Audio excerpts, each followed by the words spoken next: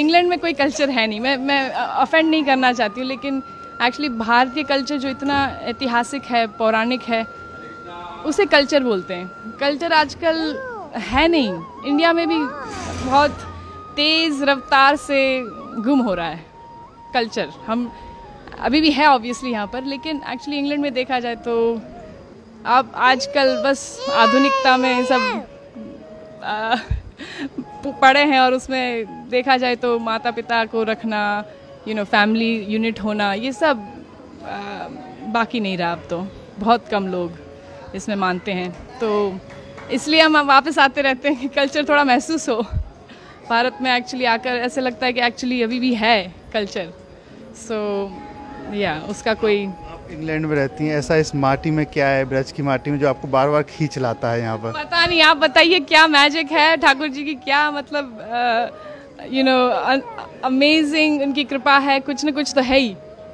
लेकिन यहाँ पर जैसे हम अलाइव हैं, जान है, बाहर जाकर ये ब्रिज को छोड़कर ही तुरंत जो क्या कहते हैं, इतना हैवीनेस फील होता है। कलयुग का प्रभाव बोल सकते हैं, आधुनिकता का प्रभाव, जो नास्तिकता का प्रभाव है, वो इतना। लॉलीपॉप लेटर उसका प्रभाव बहुत हैवी है। तो इसलिए ब्रज की माटी में ये जो आस्तिकता है, जो हम तपस्या कह सकते हैं, उसी के लिए आते हैं कि हमें ठाकुर जी के दर्शन हो और यही संस्कार और सनातन धर्म का महसूस हो, क्योंकि बाहर तो है नहीं।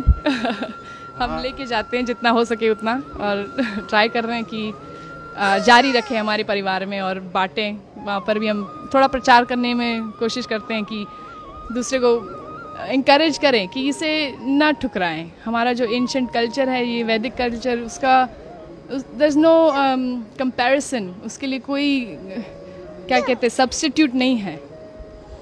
हम ये वेस्टर्न कल्चर को अगर फॉलो करते रहेंगे तो बस खाली हो जाएंगे, अंदर से खाली रहेगा। इंग्लैंड में ड्रेस अलग पहनते होंगे, लेकिन यहाँ आप पूरी तरीके साड़ी पहनकर, तो कैसा लग रहा है यहाँ पर? बहुत अच्छा लगता है साड़ी पहनकर, ऐसे लगता है कि मतलब अभी कुछ त्योहार है, नहीं तो फिर बस काला ग्रे पहनते हैं वहाँ पर, क्योंकि ठंडी इतनी रहती है तो कोट पहनते पूरा दिन लगभग, तो यहाँ पर मन लगता है। लेकिन वहाँ पर भी हम साड़ी पहनते हैं, और हमारा वैदिक कपड़े पहनते हैं, एक्चुअली साड़ी पहनते रहते हैं, और या स्कर्ट या ऐसे कुछ, जितना हो सके उतना। माथे पे आपने जो चंदन लगा रखा है, वहाँ भी लगाती हैं? ज़्यादातर लगाते रहते हैं, क्योंकि देखा जाए तो देखो, मुसलमान कभी ऐसे सोचता नहीं है कि मैं क्यों बुर्खा पहनूं, मैं क्यों ये टोपी पहनूं।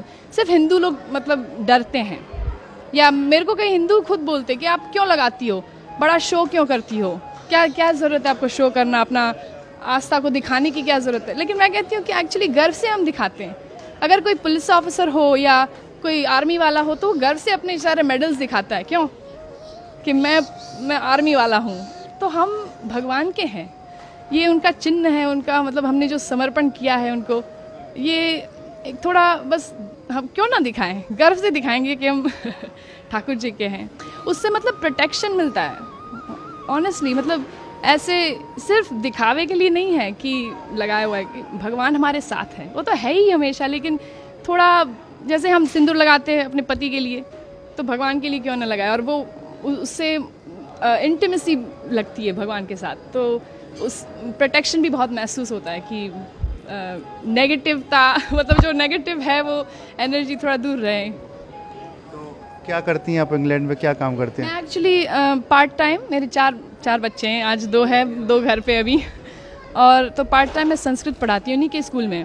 वहाँ पर एक कृष्णा अवंती करके लोकल स्कूल है इंग्लैंड में, और एक्चुअली सरकारी स्कूल है, सरकार पैसे देती है, लेकिन हिंदू फेथ स्कूल है, तो मोस्टली हिंदूज जाते हैं वहाँ पर, और संस्कृत, योगा, सब वेजिटेरियन खाना, 11 एकादशी का खाना होता है वहाँ पर, तो बच्चे लोग वहीं पढ़ते हैं, और मैं वहाँ पर संस्कृत पढ़ाती हूँ उनके प्राइमरी स्कूल में पार्ट टाइम।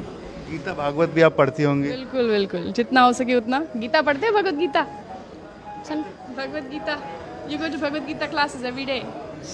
वहाँ पर जो इन लोग का ग्रुप किया हुआ है बच्चों का, और वो रोज़ भगवत गीता क्लासेस में जाता है। थोड़ा हिंदी कम समझता है तो मना कर रहा है। तो कोई आपको भजन या कोई याद है, कुछ गा सके?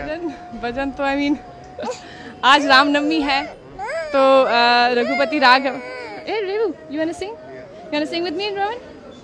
रामनवमी है, श्री राम जी को याद करें। सॉरी हाँ, you want to sing with me? Raghupati Raghav Raja Ram, पतित पावन सीताराम। बोलो रघुपति राघव राजा राम, पतित पावन सीताराम। जय हो। जय हो, हरे कृष्णा। देखिए बात करें इंग्लैंड की, वहाँ बड़ी बड़ी बिल्डिंग है, यहाँ पर सिर्फ धार्मिकता है, तो कुछ अलग लगता है? तो बड़ी बड़ी इमारतें हैं विदेश में, लेकिन उसका क्या फ़ायदा अगर दिल छोटा हो, मन में शांति ना हो, अंदर सुख ना हो, हृदय में मतलब प्रेम ना हो। तो ये एक्चुअली ये सारी जो चीज़ें हैं, प्रेम और निर्मलता, और ये एक्चुअली सिर्फ भगवान में वो जो हम तपस्या करते हैं, दया दान, ये सब क्वालिटीज़ कल्टिवेट करते हैं, वो इसी तरह आ सकता है। ये कल्चर से, वैदिक कल्चर से ही आ सकता है एक्चुअली। देखा जाए किसी की सेवा करें, थोड़ा ह्यूमिलिटी प्रैक्टिस करें, नहीं तो फिर ये बड़ी बड़ी इमारतें फिर उससे क्या कुछ काम के नहीं है। वन सेंस काम के है, लेकिन फिर उसका इस्तेमाल दुरुपयोग होगा।